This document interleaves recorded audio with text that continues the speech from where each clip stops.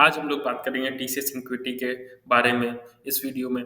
TCS equity का eligibility criteria क्या है, रजिस्ट्रेशन प्रोसेस क्या है समझेंगे, सिलेक्शन प्रोसेस क्या है, syllabus, salary, job profile, cut off and everything हम इस वीडियो में डिटेल में डिस्कस करेंगे। तो हम लोग बात करेंगे टीसीएस इक्विटी आपको क्यों देना चाहिए, टीसीएस इक्विटी के बेनिफिट्स क्या हैं। सो टीसीएस इक्विटी के स्कोर कार्ड पे आपको नॉट जस्ट आप टीसीएस पे हायर हो सकते हैं ना, पर आपको काफ़ी कंपनीज टीसीएस इक्विटी के स्कोर पर आपको हायर कर सकती हैं। सो आप जैसे स्क्रीन पे देख सकते हैं काफ़ी companies, known companies TCS equity के स्कोर पर आपको हायर करती हैं। सो टीसीएस इक्विटी से आपके पास number of job opportunities open रहती हैं। आप टीसीएस के अलावा भी कई कंपनीज में अपने आप हैं टीसीएस इक्विटी के थ्रू कई कंपनीज पर। हम लोग अब देखते हैं टीसीएस इक्विटी का एलिजिबिलिटी क्राइटेरिया 2024 के लिए क्या है। जो जो बच्चे 2023 पास आउट हैं या 2024 में उनका फोर्थ ईयर है या फाइनल ईयर है, वो सारे लोग इक्विटी के लिए एलिजिबल हैं। जिनका सीजीपीए 6 से ऊपर है या फिर 60% से ऊपर है, वो सारे लोग एलिजिबल हैं। उनके पास कोई भी एक एक्टिव बैकलॉग हो, मतलब उनका एक एक्टिव बैकलॉग मीन्स वो उनका एक बैकलॉग अभी तक क्लियर ना हो, उससे पहले अगर बैकलॉग है भी तो वो क्लियर होना चाहिए। या गैप गैप कैटेगरी है क्या, तो गैप हमारा ओवरऑल एकेडमिक करियर में 2 साल से ज़्यादा नहीं होना चाहिए। और अगर हम लोग एज लिमिट की बात करें, एज लिमिट हमारी 18 से 28 के बीच में अगर एज है तो हम लोग की टीसीएस इक्विटी में अप्लाई कर सकते हैं। तो ये सारे पॉइंट्स आपको माइंड में रखने होंगे अगर आपको इक्विटी के लिए अप्लाई कर। अब हम लोग बात करते हैं टीसीएस इक्विटी रजिस्ट्रेशन प्रोसेस में। सबसे पहले आपको जाके टीसीएस नेक्स्ट स्टेप पोर्टल पे जाके अपने आप को लॉगिन करना है, और उसी के थ्रू आप टीसीएस रिक्रूटमेंट प्रोसेस को आगे परस्यूट कर सकते हैं। अगर आपने इससे पहले अगर नेक्स्ट पोर्टल में जाके अपनी आईडी नहीं बनाई तो अभी जाके अपनी आईडी बनाए, उसी के थ्रू ही आप टीसीएस इक्विटी में रजिस्ट्रेशन कर सकते हैं। अगर आपको इसका डिटेल वीडियो चाहिए तो आप अपने कमेंट सेक्शन में जाके लिख सकते हैं, मैं इसको डिटेल वीडियो आपको बना दूँ। अब हम लोग देखते हैं टीसीएस इक्विटी का सिलेक्शन प्रोसेस क्या है। सिलेक्शन प्रोसेस हमारे 4 मेजर पार्ट में डिवाइड हुआ है। सबसे पहला पार्ट है हम लोग का ऑनलाइन टेस्ट, जो सबसे पहले होता है। उसके बाद सेकंड राउंड होता है हम लोगों का टेक्निकल इंटरव्यू। थर्ड और फोर्थ राउंड हम लोग का साथ में हो सकता है, मैनेजर और आपका एचआर राउंड आपका एक साथ हो सकता है। ये हमारे 4 मेजर पार्ट्स हैं टीसीएस इक्विटी के टेस्ट के। हम लोग सिलेक्शन प्रोसेस के स्टेज 1 ऑनलाइन टेस्ट के बारे में बात करते हैं। तो ऑनलाइन टेस्ट हमारा 180 मिनट्स का में हम लोगों को 92 क्वेश्चन सॉल्व करने होते हैं नए पैटर्न के अकॉर्डिंग। तो 92 क्वेश्चन हमारे अलग अलग टॉपिक्स, सब टॉपिक्स में डिवाइडेड है।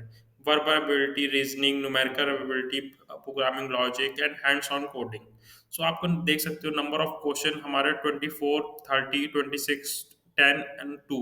आपको सारे question with in limited period of time practice करनी है, कि जिससे कि आप पेपर में उस टाइम पीरियड के अंदर सॉल्व कर सकें।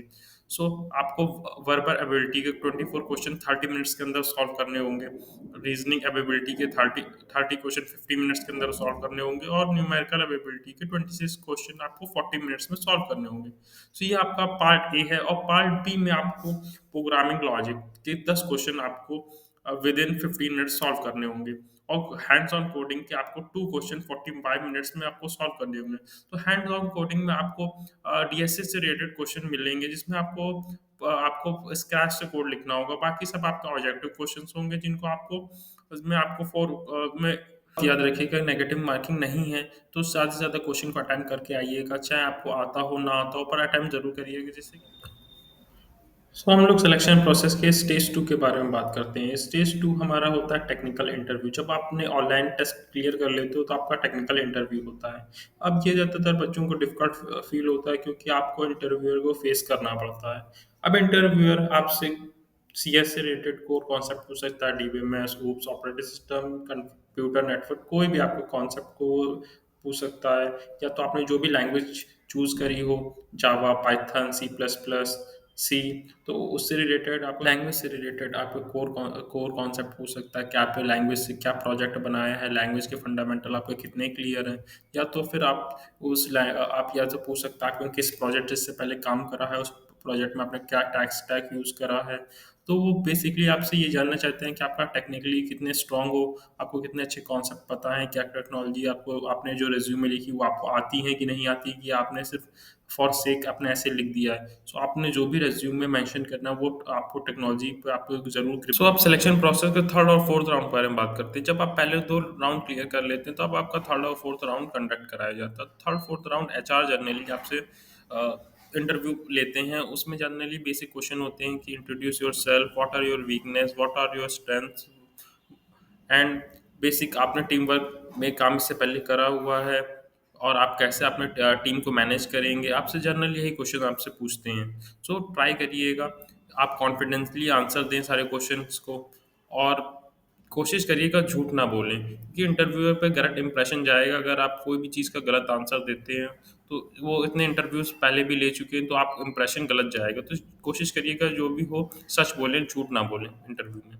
तो टीसीएस सिक्योरिटी सिलेबस के बारे में बात करते हैं, तो सिलेबस में पहले हम लोग बात करते हैं प्रोग्रामिंग लॉजिक में। प्रोग्रामिंग लॉजिक के आप जो टॉपिक देख सकते हैं, data type, input output function and scope, variable, command line programming, pointer, inbuilt libraries, call by value, by reference, recursion, ये सब बहुत इंपॉर्टेंट टॉपिक है जो प्रीवियस ईयर्स में पूछे जा रहे हैं। ये सब लिस्ट ऑफ टॉपिक्स है जो इस बार के लिए भी इंपॉर्टेंट। तो सो आप वीडियो को पॉज करके सारे टॉपिक्स के लिस्ट को नोट डाउन कर सकते हैं। ये सब इंपॉर्टेंट टॉपिक ये आप तैयार कर लेंगे तो बेसिक क्वेश्चन सारे आपके बन जाएंगे, इसी टॉपिक से रिलेटेड सारे क्वेश्चन आते हैं।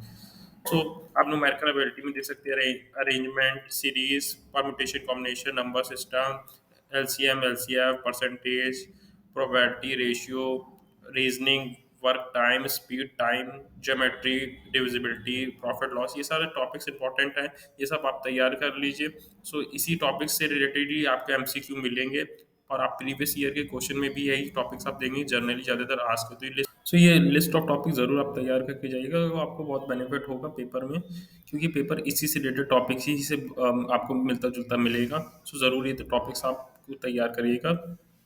सो अगर हम लोग बात कर रहे हैं सैलरी और कट ऑफ के बारे में, अगर निंजा प्रोफाइल की आप बात करें तो निंजा प्रोफाइल में आपका कट ऑफ 75 से 90 के बीच में रहता है, और आपको सैलरी मिलती है 3.3 लैक्स के आसपास।